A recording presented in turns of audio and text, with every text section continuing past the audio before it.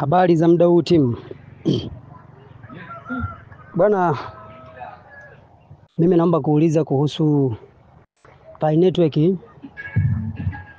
kupitishwa kisheria kwenye masoko ya Ulaya, kwa sababu tulipewa taarifa kwamba taasisi inayosimamia sarafu za kidijitali bara la Ulaya ina utaratibu wake wa kufanya sarafu ikalistiwa kwenye masoko ya Ulaya. Na katika utaratibu huo, swala la kisheria Pi wenyewe walitangaza kwamba tarehe 27 wangepita kisheria, alafu tarehe 28 Pi ilistiwe kwenye masoko ya Ulaya.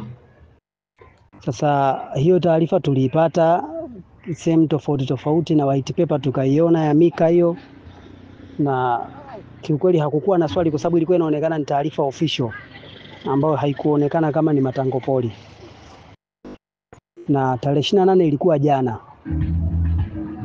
Sasa mpaka muda huu kwenye magrupu mengi ya WhatsApp sijaona mrejesho wowote kwamba Pi ilifanikiwa kupita kisheria kwenye sheria za Mika na utaratibu wa Mika ili listiwe kwenye masoko ya Ulaya, au haikufanikiwa kupita kulistiwa. Hilo swali la kwanza. Swali la pili, kama itatokea imefanikiwa kupita na kulistiwa kwenye masoko ya Ulaya, kutakuwa na faida gani nje ya GCV? Maana kulingana na white paper ya Mika ilivyokuwa naisikiliza, maana sikuisoma Kiingereza sijui vizuri, mimi nilisikiliza zaidi wachambuzi, kwamba inaonyesha kwamba kisheria kwenye masoko ya Ulaya haitotambulika GCV, inatambulika kupanda na kushuka kutegemea na demand na supply ya mapayonia. Kama kupeleka OKX, ukishalisti sarafu inaweza ikapanda hata kufika dola nyingi, lakini haitambuliki GCV. Kwa kama ingefanikiwa kupita kwenye masoko ya Ulaya, kungekuwa na faida gani kwa mapayonia? Hilo swali la pili. Lakini swali la tatu ambalo ni la muhimu sana, inasema kama inatokea imefeli, sasa haijafanikiwa kupita kwenye utaratibu wa Mika na sheria za masoko ya Ulaya, sisi kama mapayonia tutaathirika vipi? Kwa sababu Pi ni sarafu ya dunia nzima. Kwa maana hiyo ikishindwa kupita, ina maana haitohudumia kwenye bara la Ulaya, au itakuwaje?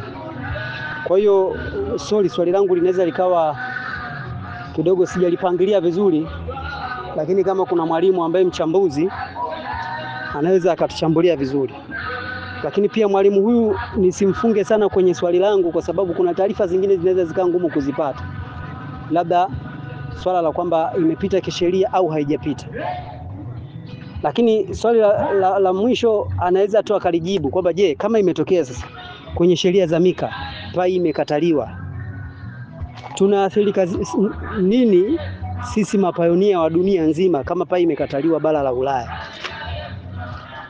Kwa hiyo naomba wataalamu, naomba wachambuzi, walimu wetu, kwanza natangulia tu kusema Mungu awabariki, kwa sababu mnajitoa kutuletea madini mazito ambayo kwa sasa hamlipwi, lakini mnachangia pakubwa sana kutunyanyua wa Tanzania na nchi jirani.